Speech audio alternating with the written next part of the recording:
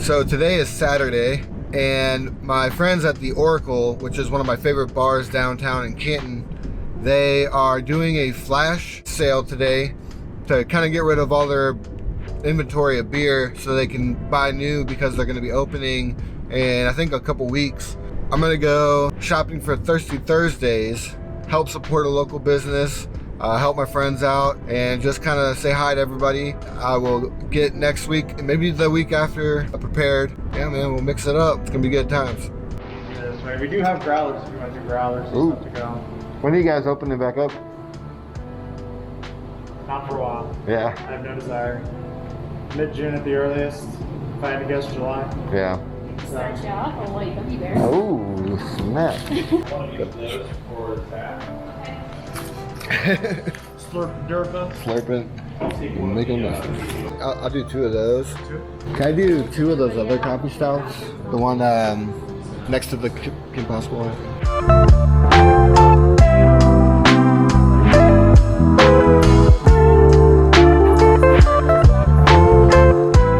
Your mask matches her socks with that Harry Potter swag.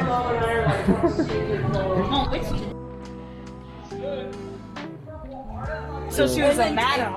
Yeah, she was straight up a madam, and then she... I feel like I look like the Invisible Man. I'm just very beardy. Yeah. I've been That's the most doing a beardy lot I've of ever like met. modeling and Thank you. construction and Show it's the scruff. My friend suggested that I do a cartwheel to get rid of my hiccups, and mind you, I'm drunk. Aiden! So I kicked off my shoes and I went to do a cartwheel, and then I ended up scraping my elbow. You tell me.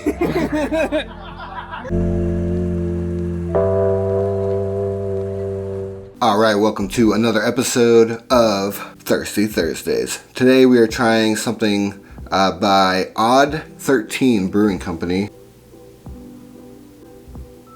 in Lafayette, Colorado. It is called Noob, and it has this Kim Possible looking character on the front, and it also has some kind of Mario type stars and clouds. It is a hazy pale ale hopped with Mosaic and El Dorado. Not sure what that is. Probably just pure cold, you know. It says the hops impart flavors of candied orange, blueberry, tangerine, and it is an unfiltered beer, so there's some floaties going on in here, but you know, nothing I can't handle. Today is going to be a big episode, so I'll probably have to stop, get another beer halfway through this. So let's try this one out, and then we'll get right into it. Oh. That was a kind of a crappy pour, but whatever. Let's try it out. Let's do a little sniff test. It's very, very like tropical. Like I'm on the beach. Wow, dang, that is good. Yeah, you can really taste that tangerine orange kind of flavor to it. It's got kind of like it's like they like poured, like squeezed an orange into this beer, which is pretty sweet. Not bad. All right, today is going to be a big episode. There's a lot that has gone on in the podcast world in this last week. They've already been growing in popularity, but I think in the next couple years, podcasts are going to kind of rocket to a place where people haven't seen them before. And I want to cover 3 stories today involving the podcast world. Also next week, my friend James will be joining me. He's bringing a couple different beers that he enjoys, and we're going to do kind of a little flight situation, so that'll be fun. Join us next week for that. First story I want to talk about today is Spotify and Joe frickin' Rogan. Joe Rogan has just signed an exclusive deal with Spotify. Spotify in the last year or so has been kind of acquiring exclusive rights and exclusive distribution from big podcast networks such as Gimlet, Parcast, and Bill Simmons' The Ringer, along with a couple other big heavy hitters in the podcast realm. And it's a big deal in a couple different ways. One, this deal is unique because Joe Rogan will be keeping all creative control over his podcast. This isn't an acquisition. It's a multi-year licensing deal. So he will have full rights, full intellectual property of his podcast. He is just going to be distributing it exclusively through Spotify. And that will include video and audio. I'm not sure exactly how that's going to work out. I don't know if he's going to do it live. I'm not sure exactly how that will flesh out, but we will find out. And though there hasn't been a solid figure amount of of how much Joe Rogan will be making from this. It's somewhere within the tune of anywhere from $100 million to some saying even $300 million, which is, whoa, that's a lot. Oh, Joe Rogan, you crazy. Joe Rogan's YouTube will be still live. He'll still be posting videos. I'm not sure if he's going to keep any of his back catalog full videos on YouTube anymore, or if he'll kind of transfer everything to Spotify, but we'll see. But he'll still be posting clips and little promotional things here and there. The Joe Rogan Experience is such a heavy hitter in the podcast realm. This is a big deal for Spotify. It's kind of an interesting transition. I was reading about, likened it to how Netflix has been kind of making more deals with stand-up comedians and posting their specials on Netflix and making them available. There will be a significant amount of people that will download Spotify. They might not get the full subscription, but they'll still be able to watch and listen to the Joe Rogan podcast, even though it will be ad ran. At the moment, Joe Rogan has reported that he gets about 195 million downloads a month. So we're going to see how that kind of flushes out as we go forward. It definitely will see a loss because it is going exclusively to Spotify, but I don't think that's going to be a big deal in the long run. I think as long as he keeps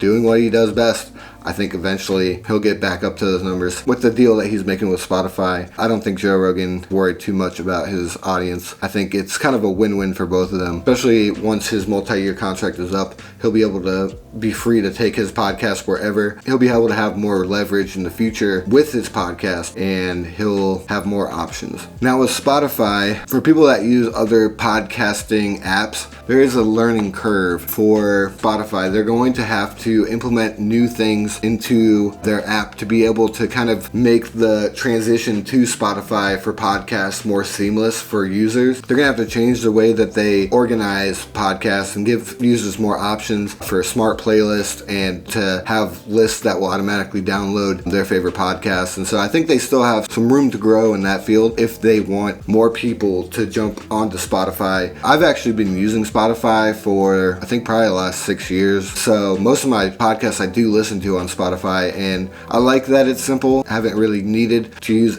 like smart lists and all that kind of stuff. I think for the majority of podcast listeners, there's going to be some features that Spotify will need to step up and implement into their app, and they're always changing that, so I'm not sure that's going to be a problem. But for Joe Rogan, he's playing the game and he's doing pretty well for himself. So 2020, 2021 will be a big year for the Joe Rogan Experience. So if you are a fan, keep tuning in, and I'll definitely be talking about it more as this story progresses. All right, our next story involves H3 Productions. They've been going hard with the long form videos. They've done a couple reaction videos within the span of this quarantine, and they have been kind of calling out one guy in particular, Keemstar. He runs the channel Drama Alert, and he has been what some people call the YouTube's favorite villain, I guess.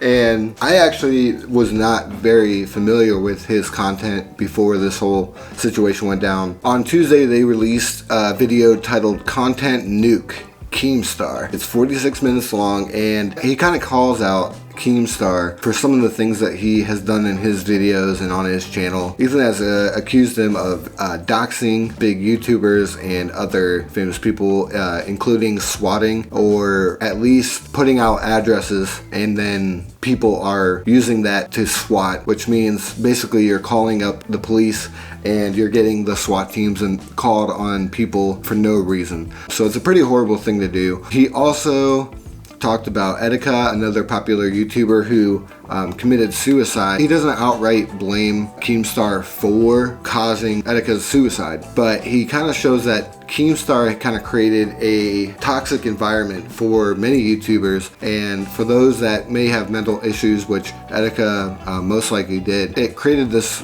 place where it was toxic, and it eventually led to him jumping off a bridge. And so Ethan kind of shows the kind of environment in different clips from Keemstar's episodes where maybe not explicitly tells him to do this, but puts the idea that they were having an argument about whether this life is a simulation. And if it is, Keemstar said, why should we even bother continuing? Like, if everything's pre-planned or whatever, if we're living in the Matrix or whatever, you know, what's the purpose? What's the purpose? Keemstar kind of came back with a video, and after that, H3 came back with yet another video today. So it's just been a whirlwind of a week. Keemstar had responded saying that his relationship with Etika was, their kind of back and forth was on purpose, that Etika wanted to play up anytime that he was on Keemstar's show, and that when Etika killed himself, Keemstar was able to talk to Etika's mom, and in a text message, she didn't blame him for causing Etika's suicide, and so he was kind of defending himself a little bit. He also accused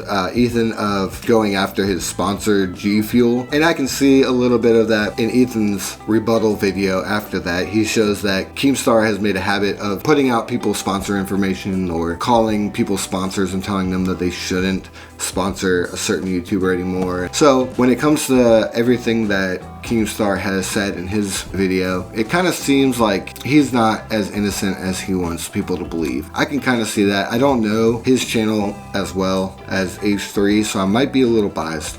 But from what I've seen so far, and I'll probably still continue digging into this situation and figure out what's really going on. But I don't know, it's kind of interesting, and I'm kind of wondering what the motive behind the H3 videos were for this week. And it seems like he wanted to kind of put this out there to keep things from happening like this, but we shall see. All right.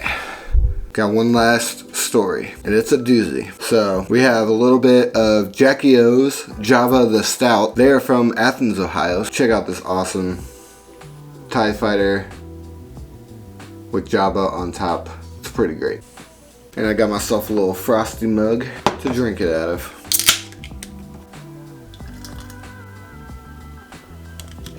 And so I'm a big coffee drinker to begin with, and I love a good coffee stout. So, and this is the first time I've had this particular coffee stout. I've had other Jackie O's beers, so I'm excited to try this guy out.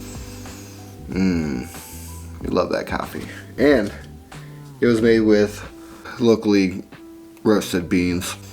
I love a good coffee stout at 3 o'clock in the morning. That one's good. I love the roasty kind of flavor of coffee stouts. Even the ones that have like kind of like almost like a burn twinge to it, like almost like a French roast. And that's kind of what I'm getting from this. Usually I don't like French roast, but this is actually pretty good. This story is a lot like The Big Lebowski. This is a very complicated case, Mod. You know, a lot of ins, a lot of outs. A lot of twists, a lot of turns, a lot of what have yous. There's just a lot going on. We are talking about the Call Her Daddy podcast. Now, it's two girls, Alexandra Cooper and Sofia Franklin, two best friends in New York City, living kind of a crazy lifestyle. I've listened to their podcasts here and there. I think they're funny. I think they have a good chemistry between them. They were very hilarious to listen to. Just all the antics that they get into. It was kind of a picture into the New York party scene. They are hosted by Barstool. Alex and Sofia started the podcast. Barstool picked them up. They made a deal, and things were going great for a while. They were getting bonuses. During the quarantine, when that started, they started recording a couple podcasts from their apartment in New York City. Nothing really seemed out of place until April 8th. They did their last episode, and that following Wednesday, while no episode was released, and they started posting kind of cryptic messages on their Instagram pages and their Snapchat, and they were saying that there's some legal stuff that they couldn't talk about. They were wanting to talk about it, and when they could, they would. So it kind of left a lot of the fans confused. What's going on here? There's stuff going on behind the scenes. There was silence for all of the rest of April. And then last Sunday, Dave Portnoy, the president of Barstool Sport, he released a short 30-minute, I guess you would call it a podcast or a PSA, on the Call Her Daddy channel. And it was just called Daddy Speaks. It was a really interesting dump of information. It kind of gave Barstool's side of the story, and it kind of went behind the scenes with Alex and Sofia. So he starts with how Call Her Daddy became a part of Barstool. It turned out that they liked what Alex and Sofia were doing. And Dave had a meeting with Alex and was talking about like, hey, we can give you a platform, we can help you guys, we can kind of support the podcast. And Alex was with it. There were negotiations, and Alex wanted to keep the IP for Call Her Daddy. Dave said if you were going to come work for Barstool, he needed to have the IP. So they struck a deal. They signed a contract, 3-year contract. It was open for negotiations, and over the course of the last year and a half, Alex and Sofia had gotten increasingly bigger salaries and bonuses for downloads and all sorts of stuff. They originally started at $70,000 per year for both of them, with additional bonuses for getting a lot of downloads. And after 6 months, Alex asked for a raise, which they gave her apparently. And so in the first year and a half or so of their podcast, Alex made around $506,000 and Sofia made about $461,000. And mostly because Alex was the one that was editing. She was doing a little bit more of the legwork. So just to kind of keep things fair, she made a little bit more than Sofia. But for the first year of a podcast, not a bad salary. Like, I wouldn't complain. As time went on, they began to feel like they maybe were getting cheated out of some extra money, or they wanted a little bit more of ownership over the podcast. And so they continued to go to Dave and kind of ask for more and more. And going into year 2, Alex and Sofia had gotten a lawyer, and many people that think that this lawyer was found by Sofia's current boyfriend, and his name is Peter Nelson. He is a sports executive for HBO. He's pretty high up in that world, and throughout the podcast in the last few months, he has gained the nickname of Suitman. And he kind of once the internet found out what this guy looks like, it's a little funny. I'll throw it up. To me, he kind of reminds me of one of the Cullens from Twilight. He looks like if he had some weird eyes and even paler skin, he would fit right in. Or some people have been saying he looks like Lord Farquaad from Shrek. I don't know. But I don't want to focus too much on the guy's looks. Anyways, what has happened, it seems, is that Peter Nelson has kind of maybe worked with the Call Her Daddy girls to maybe shop around the podcast. There were whispers that Dave and the people at Barstool were hearing about Call Her Daddy and how they were kind of shopping around. And going into year 2, Alex and Sofia brought in a lawyer to kind of renegotiate, because they felt like when they first joined Barstool that they weren't properly represented. And so the lawyer sent a list of demands, including $1 million for each of them for the year, guaranteed. They didn't want to be Barstool employees anymore. They wanted to be freelance. The lawyer had sent in a list of demands, including they wanted $1 million guaranteed for each of them for a year. They no longer wanted to be considered Barstool employees. They wanted the IP for Call Her Daddy. They wanted 50% of all merch, advertisements, etc. They wanted to sell their own merch, and they wanted to get their own ads. After the lawyer sent those list of demands, Dave kind of cut off negotiations and said that that wasn't a fair deal for Barstool, and he wasn't going to go for it. So through the grapevine, he learns that they have been shopping it around, and they wanted to rebrand it as The Fathers, which is kind of like what they go by in the podcast. And so I think what they thought was maybe if they rebranded Call Her Daddy, that they could form another IP that was separate from the Call Her Daddy IP, and that they would have a little bit more legal leeway to shop around it. And Dave said that he heard that Wandery, the podcast network, was thinking about joining them, that they were working a contract. So Dave calls them and gets a hold of Alex, and he gets a meeting with them at, I think, the rooftop of Barstool. And Dave kind of proposes another deal. He would take 6 months off, so they'd have 1 year left with Barstool. Afterwards, he would give them their IP. He would also give them 50% of everything right down the road, but he wanted to keep most of the liquor sale or alcohol sales. He thought this was a really good deal. It seems like something that they don't normally do. And Alex was on board, but Sofia was resistant, caused kind of a friction between them. And from what I can tell, they haven't been friends the last few weeks, playing this tug of war situation. Alex seems like she wants to keep the deal open with Dave, still continue to work with Barstool, whereas Sofia wants to break away and do her own thing.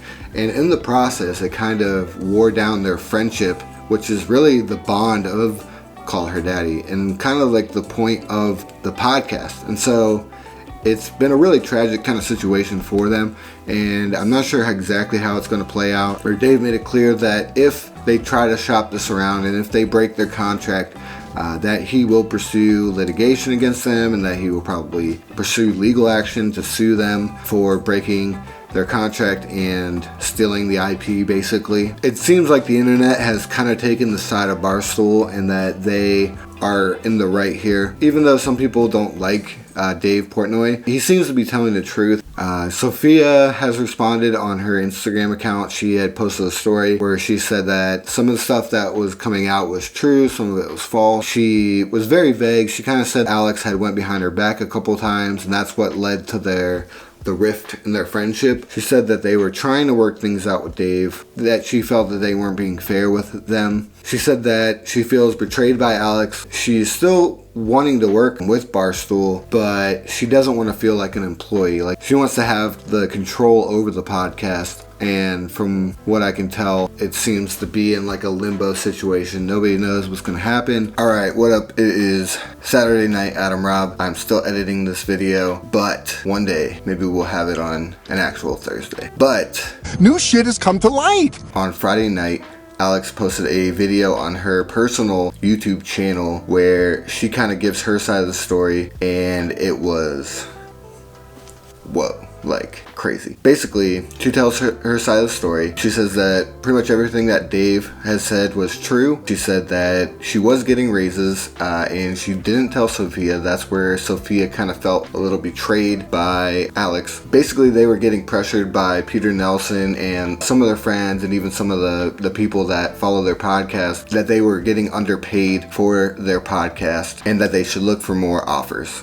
So up until the rooftop meeting, everything that Dave says was true. After the rooftop meeting, Alex and Sofia's friendship kind of took a turn for the worst. After Dave offered them the IP after only a year, Alex was on board with the plan and Sofia was not having it. So they had a dark period where they weren't really communicating very well. Sofia basically was moving the goalposts and asking for more things as time went on. And on May 6th, they had a phone call that went downhill really fast. Alex saw the deal as something that they should take, where Sofia said that the rooftop meeting was more of a courtesy for Dave and that she was no longer considering even taking the Barstool deal. At that point, Sofia, along with Peter Nelson and their attorneys, were getting more aggressive with what they wanted and their demands, and Alex was getting kind of more left out of that side of the thing. After she got a list of demands from Sofia, she decided to call Dave and tell him that she wanted to take the rooftop deal and that she would be willing to do it without Sofia. And at the end of the video, she seemed very hurt that she had lost one of her best friends, but she decided that she needed to take this thing into her own hands,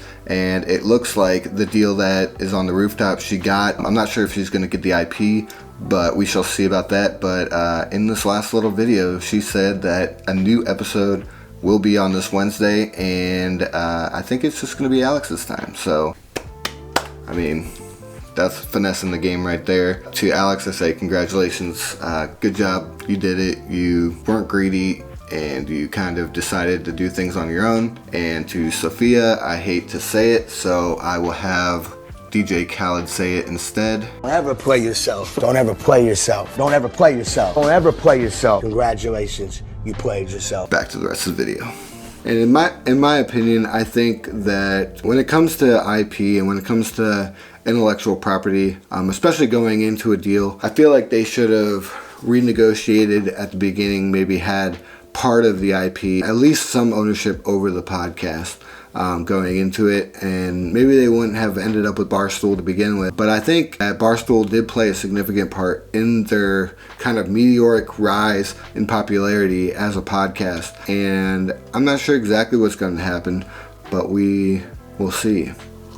So this has been wild week in the world of podcasts, and I think that podcasts are really going to take off in the next couple of years. They've been taking off, but I think that as these big companies have been shifting their focuses onto creating this kind of content, especially long form content, I think that we will start to see bigger deals, especially from Spotify, and I would think that Apple would want to jump on that. I'm not sure if they don't really have any open deals or anything of that sort, but Spotify is definitely making it clear that they want to be the leader in the podcast realm.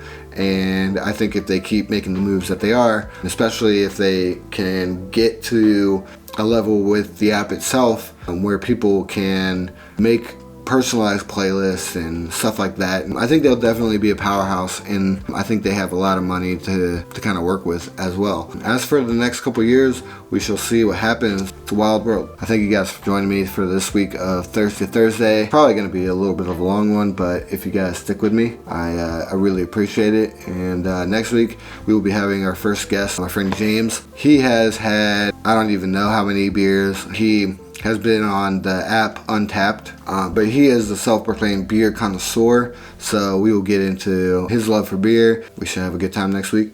I thank you for joining me, and stay classy.